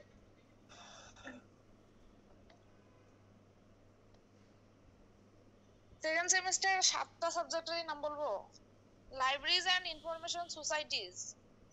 কোর্স নাম্বার কত? 812 600 812 621। তারপর হচ্ছে application of ICT in libraries and information centre. এটা হচ্ছে 812 623। আগে 812 623 এই কোর্সের নাম বলবো আগে, তারপরে কোর্সের নাম্বার বলবো, তারপর নাম বলবো। হ্যাঁ, 812 625 documentation and information retrieval. 812 627 management of libraries and archival institution. Institution. জি স্যার। তারপর 812 630 organisation of knowledge classification practical. না, কি অর্গানাইজেশন অফ, কি organisation of knowledge classification practical. তারপর 812 632 organisation of knowledge cataloguing practical. তারপর 812 636 application of ICT in libraries practical. 34 36 34 ICT, 34 viva. 812 634। হ্যাঁ, 812 636 এ কি viva বলছি, তাই তো? জি স্যার। ভাইবা ভাই। আচ্ছা, কে আছো এই 6টা 7টা সাবজেক্টের নাম না দেখে বলতে পারবা? এনিবডি? একজন যে কে বলতে পারবা না দেখে? স্যার ফার্স্ট সেমিস্টারে গুলো বলতে পারি, সেকেন্ড সেমিস্টারে গুলো basic of library and information. আবার বলো। Basic of library and information science. Basics CASICS। তার আগে কোর্স নাম্বার বলবা। 812 601 এটা বলবা। হ্যাঁ, তারপরে কি বলো? 603 ইনফরমেশন ডেভেলপমেন্ট। হ্যাঁ, ইনফরমেশন ডেভেলপমেন্ট। তোমার শব্দ কথা ভাঙি আসছে। তারপর বলো। তারপর 812 605 ইনফরমেশন সোর্সেস এন্ড সার্ভিসেস। হ্যাঁ, 812 607 organisation of knowledge classification theory. 812 609 organisation of knowledge cataloguing theory. Good, pass, শাবাশ। ওকে, আচ্ছা, এইবার বাংলাদেশের নাম কি? বাংলাদেশ ফজলুল বাড়ি। ফজলুল বাড়ি কিনা জানো? ও আমার মামনি নাকি? ফজলুল বাড়ি। জি স্যার, আমি কেমন আছো? আমি তো তোমার কথা ভুলেই গেছিলাম। কেমন হলো পরীক্ষা? স্যার ভালো হয়েছে, ক্যাটালগিংটা বেশি ভালো হয়েছে, ক্লাসিফিকেশনটা একটু স্যার কেন ক্লাসিফিকেশন আবার সাবজেক্ট আমি কালকে যে কয়টা বলে দিলাম সেই কয়টাই লিখে দিয়ে আসতে পারলাম না? এটা হলো তোমার আব্বু আমাকে কি শিখাইছে? লিখে আসছি স্যার। তবে ক্যাটালগিংটা এখনো লাইব্রেরি সায়েন্সের জগতে তোমার সবাই, তোমার আব্বু সহ সবাই বলে আমি একজন ভালো টিচার। জি স্যার, এইবার তো স্যার আমি সামনাসামনি দেখলাম স্যার, একদম ছোটবেলায় যেভাবে টিচাররা হাতে ধরে সব শিখাইছে স্যার, আপনি সেই রকম করেই তো যত্ন করে সব করলেন স্যার। কিন্তু এজন্য অনেক কৃতজ্ঞ স্যার। এই একটা সবথেকে লাইব্রেরি সায়েন্সের ক্রিয়া হলো এই ক্লাসিফিকেশন সবথেকে পুরো বিশ্ব জ্ঞানটা, পুরো বিষয়টা নলেজে, বিশ্বে যত বই প্রকাশ হয় যে ভালো ক্লাসিফিকেশন জানে, সব তার নলেজের মধ্যে, যে কোনো বিষয় নিয়ে সে কথা বলতে পারে। সে আর্টসের লোক হোক, কিন্তু সায়েন্স হোক, বিজ্ঞান হোক, অ্যারোনটিক্যাল হোক, এয়ারস্পেস হোক, রোবোটিক্স হোক, যা নিয়ে হোক, মোটামুটি সামারি পাওয়ারে পুলিশের মতো চাপা পিটে এসে চালাই যেতে পারে একজন লাইব্রেরিয়ানের, এটা ইয়েতে আছে। ওকে, এখন তোমাকে যেটা করতে হবে সেটা হলো এই ফার্স্ট সেমিস্টার এবং সেকেন্ড সেমিস্টারে অ্যাডমিট দেখে নাম্বারগুলো ই করে বলতে হবে। তোমার কাছে কোশ্চেন, ডিডিসির নাম শুনছো? ডিডিসি? জি স্যার। কি জিনিস? Dual decimal classification. এত এইভাবে বলা যাবে? Dewey decimal classification. এই ডিউ কে? ডিউর পুরো নাম কি? পুরো নামটা স্যার পারি না। ডিউ আছে একজন ব্যক্তি, ডেসিমাল মানে 3 সংখ্যার বের উনি এটা আবিষ্কার করেছিলেন। শুনে নাও, ডিউ আছে একজন ব্যক্তির নাম, আমি পুরো নাম পরে বলতেছি। আর ডি তে ডিউ, ডিউ আছে ওনার নাম, আর ডি তে ডেসিমাল মানে 3 সংখ্যার একটা পরে দশমিক দিতে, এইজন্য বলে ডেসিমাল। আর ক্লাসিফিকেশন মানে শ্রেণীকরণ, অর্থাৎ এটার আছে ডিউ দশমিক শ্রেণীকরণ। এই ডিউর পুরো নাম আছে মেলভিল লুইস পুসাক ডিউ। জি। আচ্ছা, এই ডিউর বাড়ি কি তোমাদের বরিশালে না নোয়াখালী? না স্যার, আমেরিকায়। বিশ্বের গ্রন্থাগার বিজ্ঞানের জনকের নাম কি? Melvil Dewey. মেলভিল লুইস পুসাক ডিউ। এই মেলভিল ডিউ হচ্ছে বিশ্ব গ্রন্থাগারের জনক। ভারতীয় উপমহাদেশের গ্রন্থাগার বিজ্ঞানের জনকের নাম কি? SR Ranganathan. Doctor SR Ranganathan. বাংলাদেশের গ্রন্থাগার তথ্য বিজ্ঞানের জনকের নাম কি? স্যার আপনি আঞ্চলন পাইছে। এই কথা 1996 সালে একজন কইছিল এই মেজবার সামনে, এই বিলকিসের সামনে। আমি এই বিলকিস এবং তার জামাই আমরা যশোরে পরীক্ষা নিতে গেছিলাম, তখন বলছেন গ্রন্থাগার তথ্য বিজ্ঞানের জনক কি? বলে মিজানুর রহমান। কয় তুমি কি মিজানুর রহমানকে চেনো? কয় না। বলে কিভাবে জনক? বলে সে অনেকগুলো বই লিখছে। স্যার একদিন মানুষ এটা মানবে স্যার। এখন মানবে না, আমি মরে যাওয়ার পরে বলবে যে আমি মরার পরে। আপনি থাকতে দেখে যাবেন। আচ্ছা, এইবার আসো, বিশ্বের বাংলাদেশের গ্রন্থাগার তথ্য বিজ্ঞানের জনক হলো মরহুম মোহাম্মদ সিদ্দিক খান, সংক্ষেপে বলা হয় এমএস সিদ্দিক খান। কেন উনি গ্রন্থাগার বিজ্ঞানের জনক? উনি বাংলাদেশে এই গ্রন্থাগার বিজ্ঞান শিক্ষাটা চালু করছেন 1952 সালে। প্রথমে উনি এটা 1956 সালে বাংলাদেশ গ্রন্থাগার সমিতি প্রতিষ্ঠা করে 6 মাসের সার্টিফিকেট কোর্স শুরু করে। তারপরে উনি ঢাকা বিশ্ববিদ্যালয় লাইব্রেরিয়ান ছিলেন। উনি ঢাকা বিশ্ববিদ্যালয় যে লাইব্রেরি সায়েন্স ডিপার্টমেন্ট ওইটা প্রতিষ্ঠা করেন 1959 সালে। প্রতিষ্ঠা করে উনি ডিপ্লোমা শুরু করেন ওই ঢাকা বিশ্ববিদ্যালয়ে, এবং ঢাকা বিশ্ববিদ্যালয়ে উনি 1961 সালে ডিপ্লোমা করে 2 বছরের মাস্টার ডিগ্রি চালু করেন। তারপর থেকে এটা চলতেছে। তারপর অনার্স করছে, এমফিল করছে, পিএইচডি করছে এমএস খান। আর একটা জার্নাল, ইস্টার্ন লাইব্রেরিয়ান নামে একটা জার্নাল প্রকাশ করে। এই সার্টিফিকেট কোর্স সেই যে 1956 সালে শুরু হয়েছে, প্রথমে শুরু হয়েছিল 3 মাসের, পরে 6 মাসের। এই 6 মাসের কোর্স বর্তমানে 113তম কোর্স চলতেছে। এই কোর্স আছে ঢাকায়, আমাদের কলেজের পাশে হচ্ছে বাংলাদেশ গ্রন্থাগার সমিতি, লাইব্রেরি অ্যাসোসিয়েশন অফ বাংলাদেশ, যেটার আমি প্রেসিডেন্ট। ওই জায়গায় 113তম কোর্স এটা চলতেছে। এই জন্য উনি বাংলাদেশের গ্রন্থাগার সার্টিফিকেট কোর্স চালু করছে, উনি দেশে ডিপ্লোমা চালু করছে, উনি দেশে এমএ চালু করছে, লাইব্রেরি সায়েন্স প্রতিষ্ঠা করছে, গ্রন্থাগারের পদ সৃষ্টি করছে। এবং উনার মারা যাওয়ার পর 1976 সালে উনি মারা যান।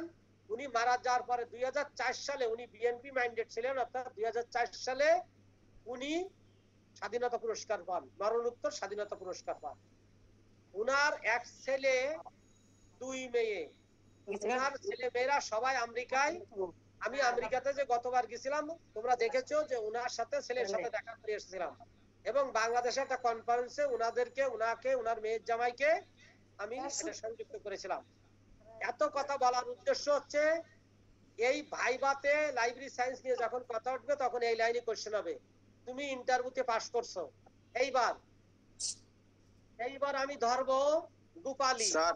স্যার একটু স্যার কাইন্ডলি আমি একটু আপনাকে এই আপনার এই কোশ্চেনের সাথে একটা রিলেটেড কোশ্চেন আছে। এটা আমাদের আগের আলোচনায় একটা গ্যাপ রয়ে গেছে, আপনার আলোচনা থেকে বের হয়ে আসছে। সেটা হলো স্যার ওই যে 5 লস অফ লাইব্রেরি সায়েন্স এইটা কিন্তু স্যার জিজ্ঞাসা করতে পারে, এটা একটু করবে আমাদের করবে, এটা মুখস্থ, এটা এসআর রঙ্গরত্নের পঞ্চনীতি 5 লস করবেই। এইটা জিল্লুর রহমান, জিল্লুর আমার কথা শুনতে পাচ্ছো? জিল্লুর, জি স্যার, আসসালামু আলাইকুম স্যার। আসসালাম। তুমি ভাইবা দিচ্ছ আমার সাথে। জিল্লুর কেমন আছো? জি আলহামদুলিল্লাহ ভালো আছি স্যার, আপনি ভালো আছেন? ভালো আছি। তুমি কোথা থেকে আসছো? স্যার ময়মনসিংহ থেকে। ও সরি স্যার, ওই doctor Mizanur Rahman professional college. এই তো, এইবার তোমার ভাইবার কোশ্চেনটা শুরু হলো, তুমি ঢুকলা, ঢোকার পরে তুমি সালাম দিলা যে হ্যাঁ জিল্লুর সাহেব আপনি কেমন আছেন, ভালো আছেন আপনি? তখন তুমি উত্তরটা দিবা জি স্যার ভালো আছি। আপনি কেমন আছেন নট দ্যাট, তুমি এটা বলতে পারো না। আমি কেমন আছি তুমি এটা জিজ্ঞেস করতে পারো না। I am not your friend, clear it, mind it, I M a teacher. কাজেই তুমি আর সেকেন্ড টাইম জিজ্ঞেস করার দরকার নেই যে আপনি কেমন আছেন। স্যার ভালো, আলহামদুলিল্লাহ ভালো আছেন। আচ্ছা ঠিক আছে, আপনি ভালো আছেন। আপনি কি এসআর রামগোরতের নাম শুনছেন? বলবে হ্যাঁ স্যার শুনছি। ওনার বাড়ি কোথায়? ওনার ভারত ইন্ডিয়ায়। আচ্ছা উনি একটা পঞ্চনীতি, উনি একটা সূত্র আবিষ্কার করছেন, উনি একটা ফ্যাসেট আবিষ্কার করছেন, ফ্যাসেট বা সূত্র, এটা কি তুমি বলতে পারো সেটা কি? তা বলবে হ্যাঁ। কি? পঞ্চনীতি। এই পঞ্চনীতি কত সালে আবিষ্কার করে উনি? 1931 সালে। এই পঞ্চনীতি 5টা নীতি কি বলতো? স্যার 5টা যে প্রতিটা বইয়ের কি বলে, প্রতিটা গ্রন্থাগার প্রতিটা বইয়ের জন্য পাঠক থাকবে, প্রতিটা পাঠকের জন্য বই থাকবে। থামো। জিল্লুর ভাইবাতে প্রথমে আউট আর এইবার গাছ ধরে বের করে দেবে।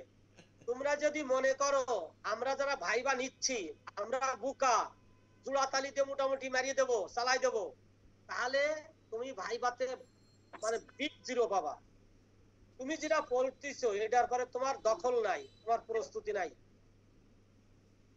তুমি ভাষা জানো, তুমি ভাষা জানো, ভাষা উত্তর ভাষা দেওয়া যায়, কিন্তু এটা অঙ্কের মতন উনার পঞ্চনীতিতে যে এক কথা লেখা আছে, যে বাক্য লেখা আছে, যে শব্দ লেখা আছে তোমাকে হুবহু সেটা বলতে হবে। স্যার আমাকে ইংরেজিতে বলতে হবে না বাংলায় স্যার? যদি জিজ্ঞেস করে 5 লস অফ লাইব্রেরি সায়েন্স, তখন তুমি বলবা books are for use, every reader his book, every book is the child of the user, library is a growing organism, library is growing organizing, organizing এখন আর যদি তোমাকে বাংলায় জিজ্ঞেস করে তাহলে ঠিক বাংলায় যা আছে তাই বলতে হবে। এটা সবাই মুখস্থ করো। ওকে, তোমারটা তোমার ধারণা আছে বাট সুন্দর হয়নি। আলম বন্ধ করো এবার তুমি। আলম না গোপালী, জিল্লুর বন্ধ করো। গোপালী শ্যামলী তালুকদার। জি sir. Shyamali Talukdar, how are you? Shyamali Talukdar, how are you?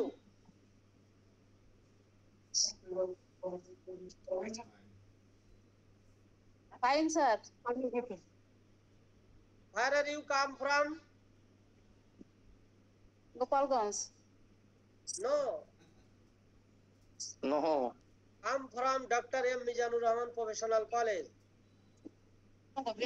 You know what is the first summary of DDC?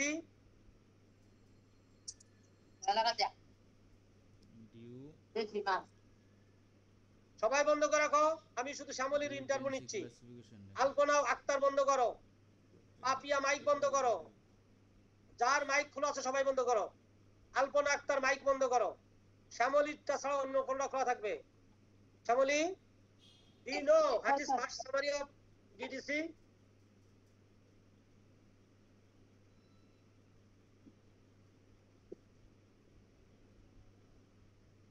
তোমাকে বলতে হবে সরি স্যার, তুমি এরকম সময় নষ্ট করার অধিকার নেই।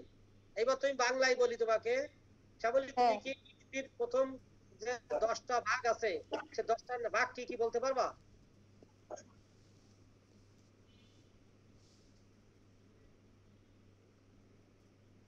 শ্যামলী, আমি তুমি যেখানে আছো সেখান থেকে আমার এখানে দূরত্ব প্রায় 3.5 কিলোমিটার, 4 কিলোমিটার।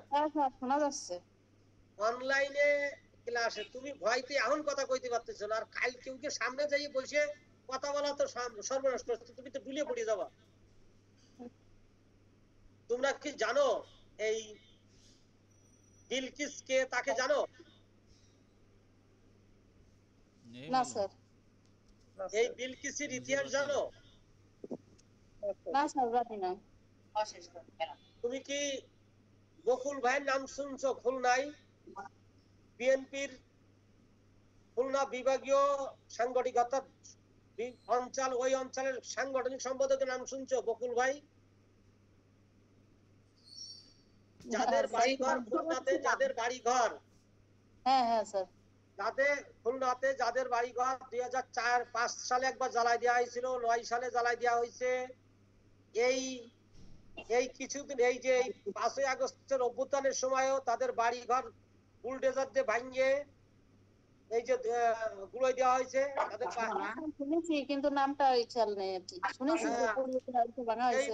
যে বিএনপির সাংগঠনিক সম্পাদক বকুল ভাইয়ের ছোট বোন সে। হ্যাঁ হ্যাঁ, এজন্যই চাই চেহারার ভিতরে এত।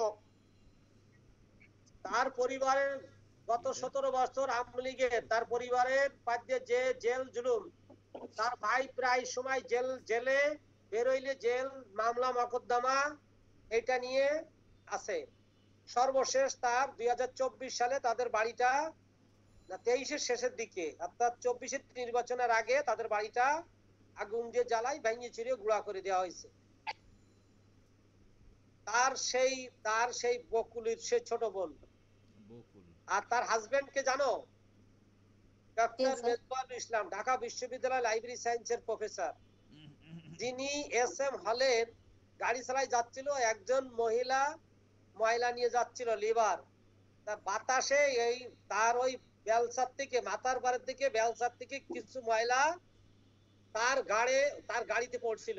সে গাড়ির স্টার্ট বন্ধ করে দরজা খুলে ওই মহিলার কাছে বেলসা নিয়ে বাড়ি ওইখানে কাজ করে তারপর দিয়ে গেছে। এইবার বোঝো তাহলে তার সামনে তুমি ভাইবা দিবা। আমি একটুখানি ছোট্ট ইতিহাস কইলাম। হ্যাঁ,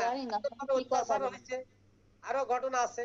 সে আমার টিচার, সে আমাকে খুব ভালো জানে, সামনে আমাকে খুব ভালো জানে, কিন্তু আমাদের দেখতে পারে না। কেন দেখতে পারে না? মিজান এত করতে আইছে, সে সার্টিফিকেট কোর্স করে, সে ডিপ্লোমা করে, সে MA করে, সে PhD করে সারা দেশে এখানে 30,000-40,000 পদ সৃষ্টি করছে। জানে যায় সেই মিজানের নাম কয়, আমাকে বিশ্ববিদ্যালয়ের টিচার আমাই নাম কয়। তার জীবন থাকতে সে কলেজ বানাই ফেলছে, সে ট্রাস্টি বানাই ফেলছে, সে স্কুল বানাই ফেলছে। এই হলো আমার অন্যায়। ওই ইমদাদ সাহেব বাস্তবতা জানে। যে জায়গায় তোমরা পরীক্ষা দিতে গেছো, ওই ইনস্টিটিউটের মালিক আমরা। I am the president of Library Association of Bangladesh. This instituted honored by Library Association. কিছু কুলাঙ্গার যারা এখানে, তোমরা যারা ল্যাবের মেম্বার আছো, ওটা তোমাদেরই একটা অংশ। এখানে কয়েকজন মেম্বার আছে আমাদের আজীবন সদস্য। ওই প্রতিষ্ঠানের মালিক আমার বাংলাদেশের 5,300 সদস্য। যিনি আজকে কাজী ইমদাদ সাহেব গেছিল, he is a central councillor of Library Association of Bangladesh, one kind of representative in lab, elected by ballot, not কারোর করুণা বা মানে ক্যাশ অর কাইন্ড। অলরেডি উল্টো রেসপন্সেস তাকে ইমদাদ স্যারকে স্যার বলে ডাকে তাদের এখানে বসানো উচিত ছিল। হ্যাঁ sir, mind it only for আমার স্টুডেন্টদের জন্য কাজী ইমদাদ সাহেব ওখানে গেছে।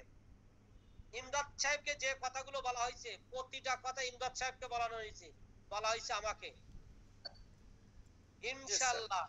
ইনশাআল্লাহ এই প্রশ্নের উত্তর ওয়াসিরেই পাবে, পাইছে এবং আবার পাবে।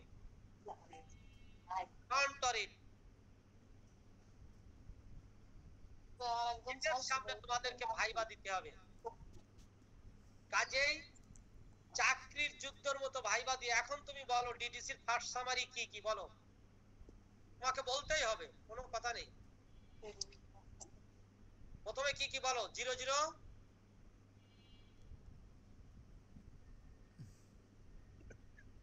শ্যামলী তালুকদার, না পারলে বলে দাও স্যার আমি পারবো না।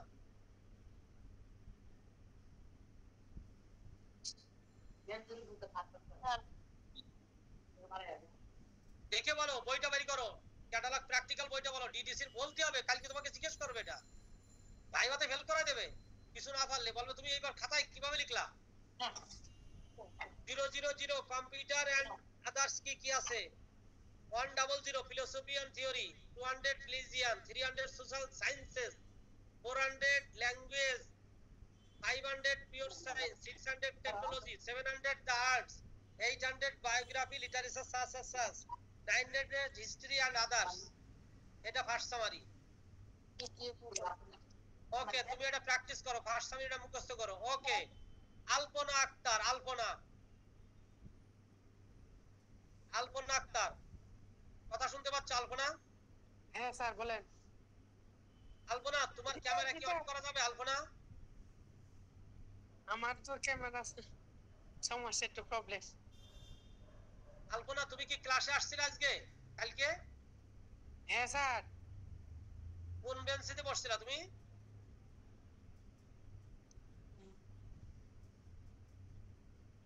তৃতীয় ব্রাঞ্চে মনে হয় স্যার। হ্যাঁ হ্যাঁ, তৃতীয় ব্রাঞ্চে। তৃতীয় বেঞ্চে ডান দিকে না বাম দিকে? বাম দিকে, শুরুতে আর কি। হ্যাঁ, বাম দিকে স্যার, ডান দিকে না। ও আলপনা, ও আচ্ছা আচ্ছা, প্রথমে প্রথমে বলছিলা। আচ্ছা ওকে, সরি, হ্যাঁ ঠিক আছে, থ্যাংক ইউ। ওকে আলপনা, তুমি কি আমি তোমার কাছে প্রশ্ন করলে কি উত্তর দিতে পারবা? চেষ্টা করে দেখি স্যার। ডিডিসি টেবিল কয়টা? 6টি টেবিল। টেবিলগুলোর নাম বলতে পারবা?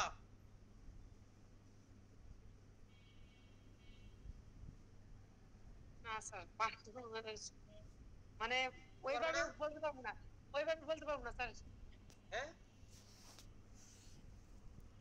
দেখে দেখে বলো তো, ডিডিসি 6টা টেবিলের নাম দেখে বলো। বইটা কই? আমার কাছে স্যার বই মানে সামনে এরকম প্রিপারেশনও নাই। আমি এক জায়গায় রয়েছি স্যার, আমি ঢাকায় রয়েছি, আমি যাই নাই বাসায়। তুমি এটা কালকে তোমার কাছে জিজ্ঞেস করবে। ডিডিসি টেবিল একটা আছে 0, একটা আছে টেবিল 1 স্ট্যান্ডার্ড সাব ডিভিশন, আর একটা আছে টেবিল 2 এরিয়া এন্ড জিওগ্রাফিক, এই আর কি কি লেখা আছে। টেবিল 2, টেবিল 3 হলো সাব ডিভিশন আর ইন্ডিভিজুয়াল লিটারেচার আছে, লিটারারি ফর্ম। আর টেবিল 4 আছে subdivision of individual languages. Table 5 আছে national and ethnic group. Table 6 আছে ল্যাঙ্গুয়েজেস। এখন সবথেকে কঠিন কোশ্চেনটা করব আনিসের কাছে। আনিস, এই ডিডিসি 6টা টেবিল দিয়ে 6টা নাম্বার করতে পারবা? 6টা টেবিল, ডিডিসি 6টা টেবিল দিয়ে 6টা নাম্বার করতে পারবা?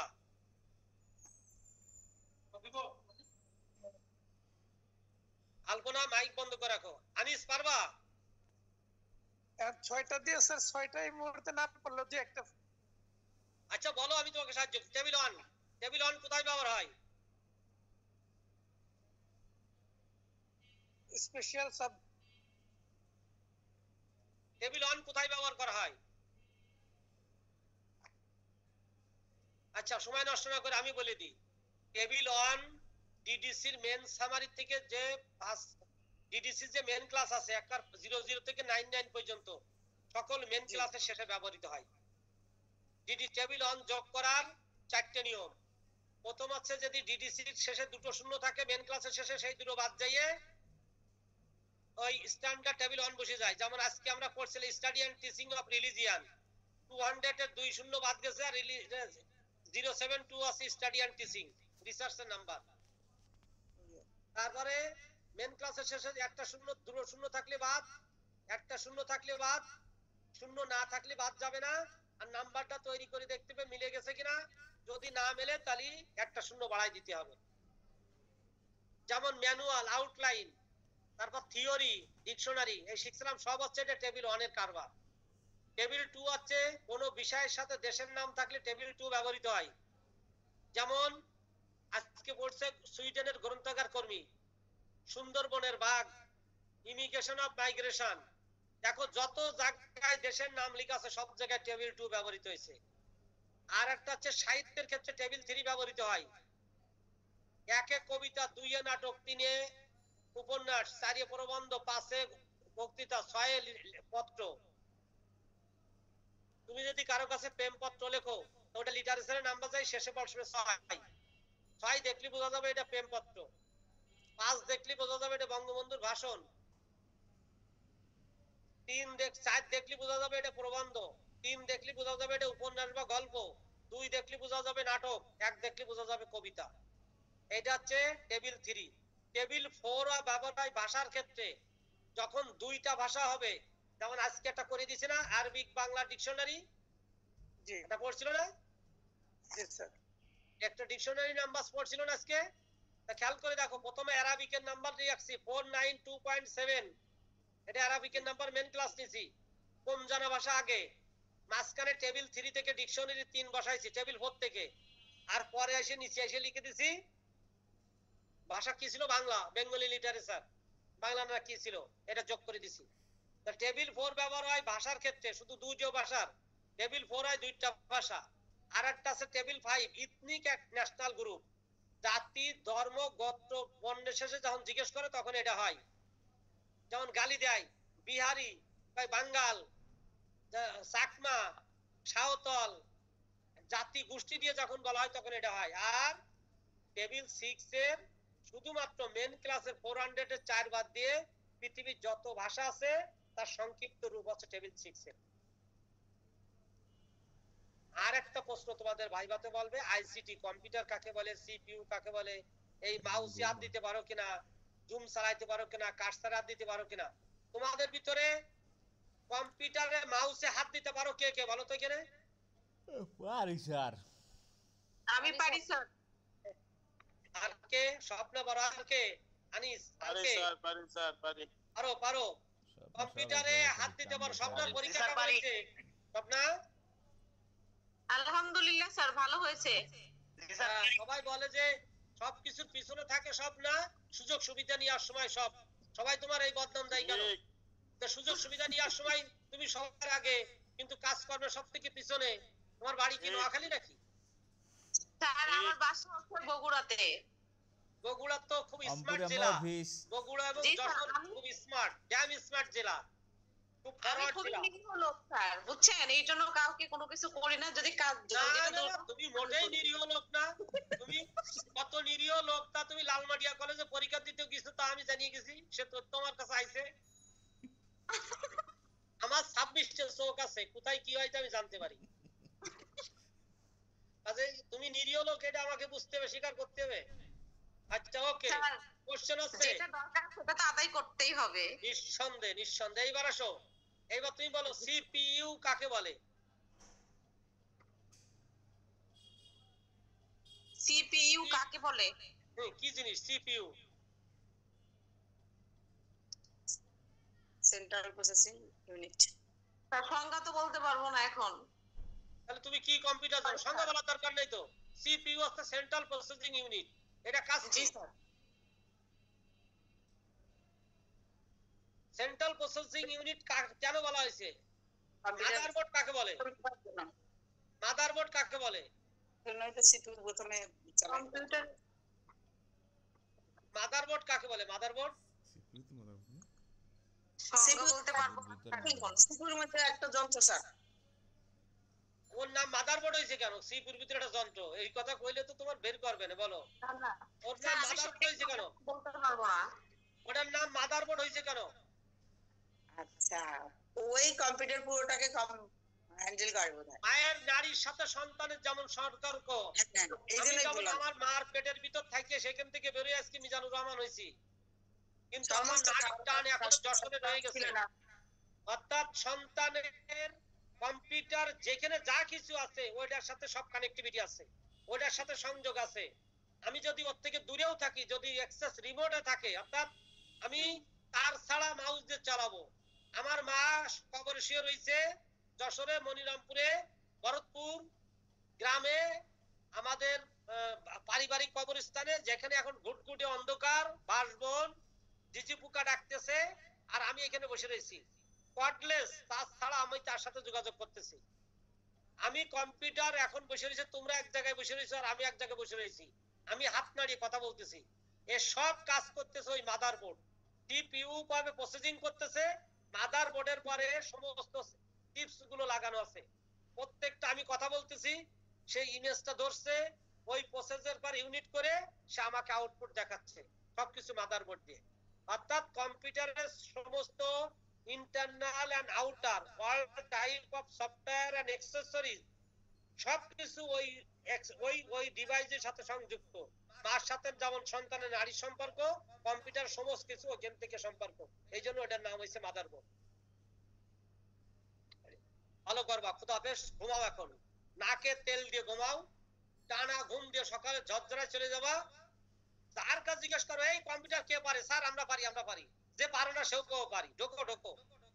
তার মিল্টনে শিখাই দেবো। মিল্টন কবে স্যার কারেন্ট থাকবে না, পরে ভাইবা তো যান। সবাই বলবো স্যার কম্পিউটারের দোকানে চাকরি করি, কম্পোজিট চাকরি করি। আর কোনো কথা নেই, খুদা হাফেজ। এই ইমদাদ স্যার আর কিছু বলবেন? স্যার আপনার কোশ্চেনের সাথে একটু যেটা একটু সম্পর্কিত মনে হইতেছে আমার কাছে।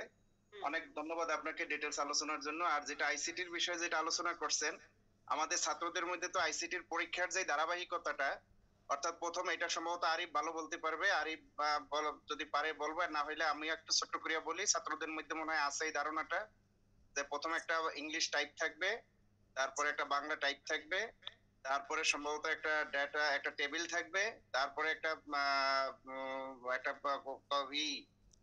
ইমেল একটা। হ্যাঁ হ্যাঁ, কি থাকবে বলেন বলেন, কি কি থাকতে পারে? ডায়াগ্রাম থাকবে। হ্যাঁ হ্যাঁ, তারপরে কি হবে? ওইটা একটা ইমেল একটা ক্রিয়েট করতে হবে নাকি ওখানে বসে? সবগুলো একটা ইমেল করে, এই শুনে নাও, প্রথমে একটা এমএস ওয়ার্ড ইংরেজি টাইপ থাকবে, দেখে টাইপ করতে হবে। তারপরে একটা বাংলা টাইপ